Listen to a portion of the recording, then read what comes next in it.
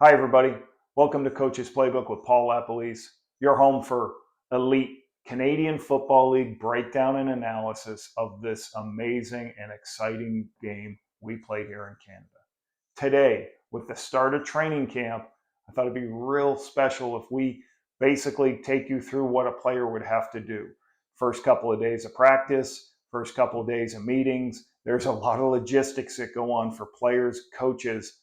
Let's open up the playbook and look what happens.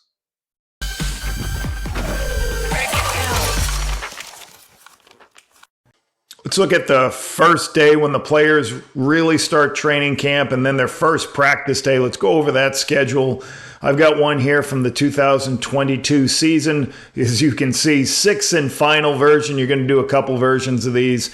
Make sure everybody's on the same page. All right, 7 to 12, medicals. So all the veterans who haven't had their medicals yet, it has to go through the process where they're evaluated by the organization. And the organization's doing that, one, to protect themselves, make sure they haven't signed any players that come back and they've got some type of injury that prevents them from playing. And at that point, they may not pass their physical and then they can't play. So there's a number of reasons you go through this. Some of that's contract tied. Sometimes you're going to get some older veterans who may not pass their physical. You got to make a determination you're going to allow this guy in camp. That goes for about 4, maybe 5 hours. And then there is a big buffer. We don't start anything until 3 o'clock. Why? Because the general manager, maybe the president, the head coach, is going to get with the training staff. And the training staff's going to say, go through the entire list of veterans. The rookies have already done this, and just go through, hey, here's the process, here's who passed, here's who failed, this is what you got to be worried about. So you don't want anything to surprise yourself. Give yourself a couple hours, make sure you're ready to go after lunch. The organizational operations meeting, I got it for 45 minutes. It might be longer. What this is anybody in the organization, usually it's going to start out with maybe the president of the organization may speak and say hello to all the players trying out, maybe ownership if there's any of the owners there, and definitely usually somebody from the upper echelon of the organization is going to speak to the crew. Then usually it's handed off to the general manager. He'll go over some of his goals and ideas for the season, and then the head coach is going to basically introduce all the football operations people and basically let them explain how to go about doing your business in the organization. So that's the director of media communications, that's the equipment manager, athletic trainer, football operations guy. They're all going to start their introduce their staff, explain, here's our policies, here's how we need things done. If you need anything from us, just kind of introduce themselves to the players to help the players have an opportunity to do their best work and put them in an environment to be successful. Then I would do a team meeting, and here I was going to kind of just educate people. You got a bunch of guys from different spots. Teach them what the tempos of practice. Here are the tempos we use. Here's how we go about. This is what thud looks like. This is what live looks like. Just kind of go through and educate them those things and some situational football. We might go fast the first day. We might get a late play call the first day, and we might have an offsides. Offense, defense, special teams. We kind of go through all those scenarios and make sure everybody hears it from the head coach, like this is what we do if there's a late call from the sideline, and we try to build into the practice. And you're going to have a special teams meeting for 45 minutes where the special teams coordinator can educate the players what they're going to be evaluated on, show them film of what was coming up for the following day, and install some of his systems. Same thing's going to happen on O&D meetings. Going to be an hour and a half. Start installing the system, start giving information about the playbook. After dinner, once again, team meeting. I've got written here introductions. Introductions for me would have been one group is going to get up and communicate. Maybe the running backs get up and quarterbacks. They get up, where they're from, where they went to college, all these things, and tell us something interesting about you that we wouldn't know otherwise, just to get the team starting to know each other. And then you just go back to O&D meetings. So you get about 3 hours of meetings if you're an offensive, defensive player, and you get close to an hour on special teams preparing for the following day. Meetings got to end by 9 o'clock, and then you move on to the first day of training camp. Here is a schedule for me for the first day of training camp. Basically, I did it maybe a little bit different than other people. I believed in my research that only having one practice was better than having two. All the research we did is a lot of injuries happen when you get everybody that been working and training, and all of a sudden you just attack their body with two heavy practices and you get a lot of injuries. The second thing I always tried not to do was we didn't do wide receiver DB one-on-ones.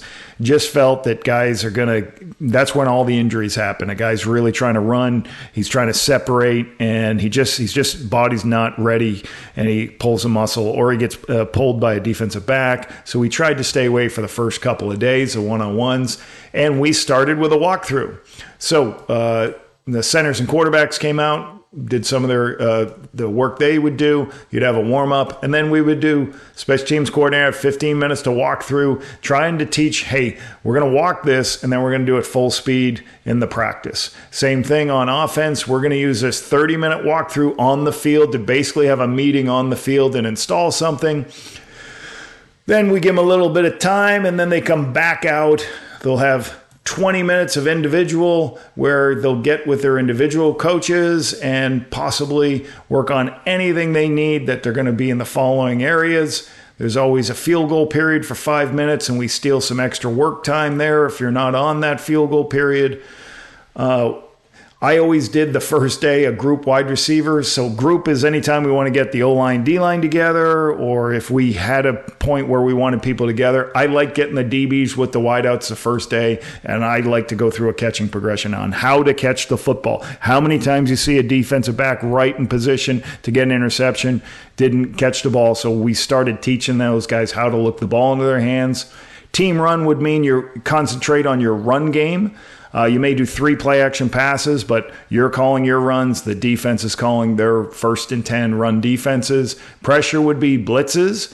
You would be calling drop-back passes. The defense would be trying to pressure you with what they've installed that day. Special teams will take a component of one of their packages to work on. Skelly.